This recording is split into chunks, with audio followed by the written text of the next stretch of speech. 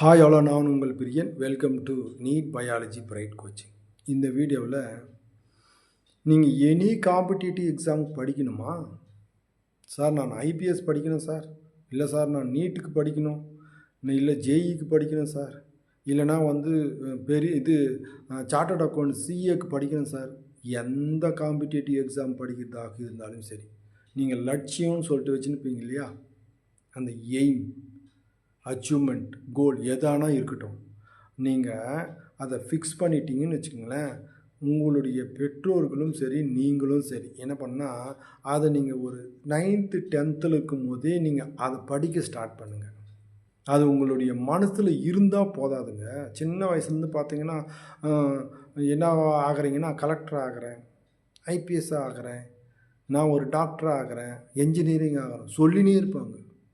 ஆனால் அதற்கு உண்டான செயல்பாடுகளில் வளர்க்குறாங்களா, அதற்கு உண்டான படிப்புகளில் சின்ன வயசுலேருந்தே அதை சொல்லி அதுக்கு தகுந்த மாதிரி படிக்க வைக்கிறாங்களா அப்படின்னா படிக்க வைக்க மாட்டாங்க.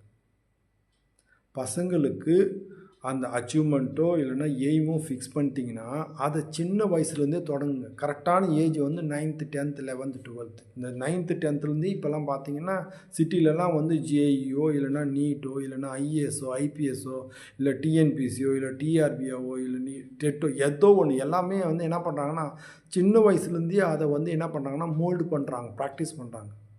ஒரு டெஸ்ட்டு எப்படி எழுதுறது, ஒரு கொஷினை எப்படி கேட்பாங்க, அந்த கொஷினை எப்படி அட்டன் பண்ணுறது, அதுக்கு உண்டான சிலபஸ் என்ன, சிலபஸ்னால் என்ன. நிறைய பேர் நீட்டில் ஏன் ஃபெயில் ஆகிறாங்கன்னு பார்த்தா, நீட்டு சிலபஸை 12th முடிச்சுட்டு பின்னாடி தான் இதுக்கு ஒரு சிலபஸ்ன்னு இருக்குதா, அது என்சிஆர்டி சிலபஸா, என்சிஆர்டி புக்ஸுன்னு தனியாக இருக்குதா, கொஷினெல்லாம் இப்படி அதை புரிந்து கொள்வதற்கு 1 வருடம் ஆகிறது. எப்படிங்க பாஸ் பண்ணுறது? அதனால்